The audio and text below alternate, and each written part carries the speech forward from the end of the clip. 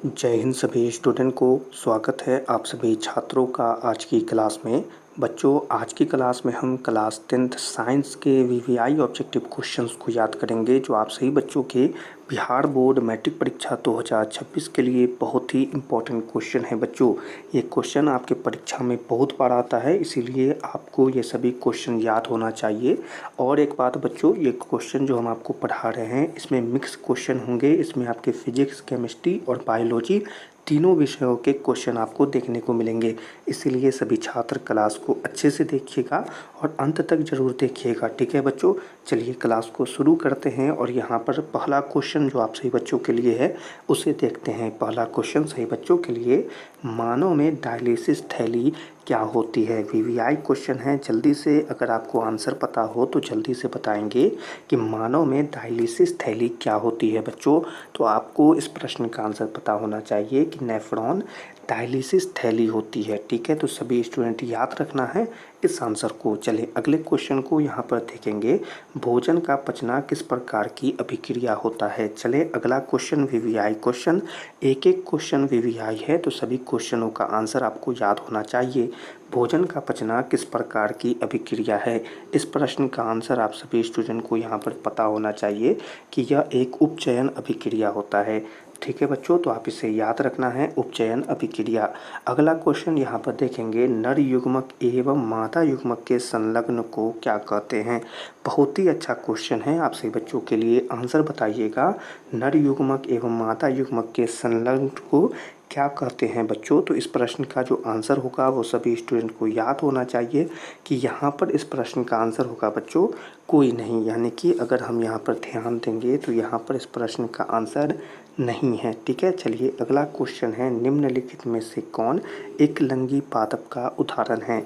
VVI question है, answer पता हो तो जल्दी से बताएंगे। निम्नलिखित में से कौन एकलिंगी पादप का उदाहरण है। तो इस प्रश्न का आंसर यहाँ पर होगा बच्चों कि पपीता यहाँ पर एकलिंगी पादप का उदाहरण होगा, ठीक है। आंसर याद रखना है पपीता। चलिए अगले क्वेश्चन को यहाँ पर देखते हैं। अगला प्रश्न है, क्वेश्चन देखेंगे बच्चों, प्रश्न है मुकुलन द्वारा प्रजनन किसमें होता है। ये वाला क्वेश्चन है कि मुकुलन द्वारा प्रजनन किसमें होता है। वीवीआई क्वेश्चन है, आंसर आपको अगर याद है तो जल्दी से बताएंगे, मुकुलन द्वारा प्रजनन किसमें होता है। सभी स्टूडेंट को इस प्रश्न का आंसर याद होना चाहिए कि मुकुलन यीस्ट में होता है, ठीक है। तो आंसर होगा यीस्ट।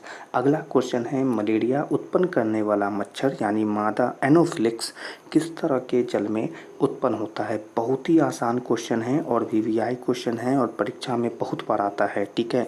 तो इस प्रश्न का आंसर याद रखेंगे कि यह बच्चों किस में पैदा होता है। तो इस प्रश्न का आंसर याद रखना है कि यह गंदा जल में पैदा होता है, ठीक है बच्चों। चलिए अगला क्वेश्चन है कि डेंगू उत्पन्न करने वाले मच्छर किस तरह के जल में उत्पन्न होते हैं। देख रहे हैं, बहुत ही अच्छा क्वेश्चन है और आपसे यह प्रश्न घुमाकर पूछ रहा है, डेंगू उत्पन्न करने वाला मच्छर किस तरह के जल में उत्पन्न होता है। तो इसका आंसर याद रखना है आपको कि बच्चों यह मच्छर साफ जल में उत्पन्न होता है, ठीक है। तो आपको याद रखना होगा इसके आंसर को।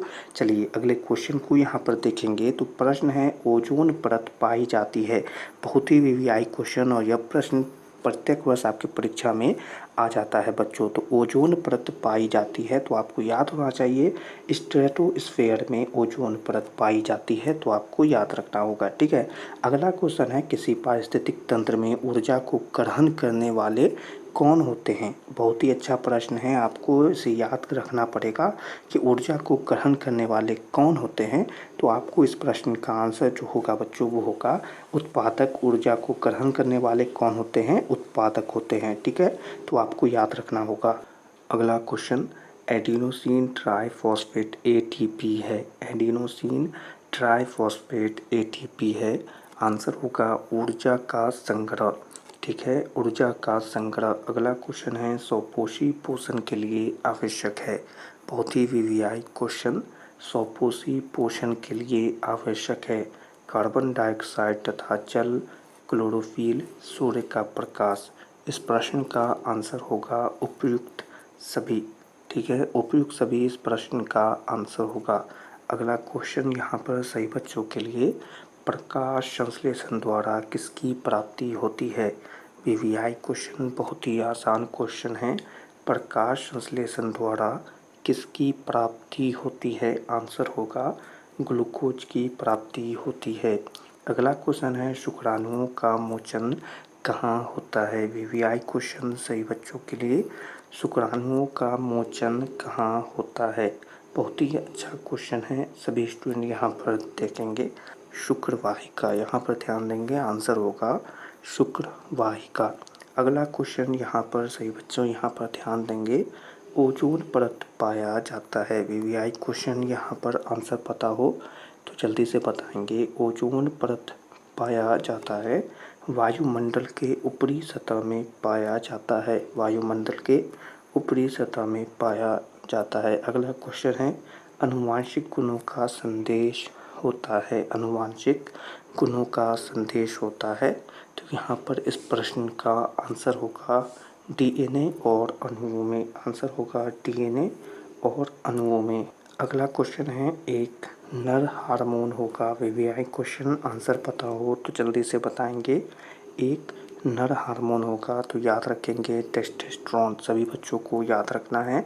अगला क्वेश्चन है शुक्राणुओं का निर्माण कहाँ होता है? शुक्राणुओं का निर्माण कहाँ होता है? बहुत ही आसान प्रश्न है, आंसर पता हो जल्दी से बताएंगे। शुक्राणुओं का निर्माण होता है वृषण में, ठीक है, तो याद रखना है। अगला क्वेश्चन है किस वैज्ञानिक को आनुवंशिकी का पिता कहा जाता है? किस वैज्ञानिक को आनुवंशिकी का पिता कहा जाता है? तो आंसर होगा Gregor John Mendel. Gregor John Mendel इस प्रश्न का आंसर होगा। अगला क्वेश्चन यहाँ पर सही बच्चों के लिए, एक कोशिकीय शैवालों में जल का परिवहन होता है। एक कोशिकीय शैवालों में जल का परिवहन होता है विसरण द्वारा, यहाँ पर इसका आंसर होगा। अगला क्वेश्चन है मछली के हृदय में कोष्ठों की संख्या कितनी होती है? तो आंसर होगा 4 होती है, ठीक है।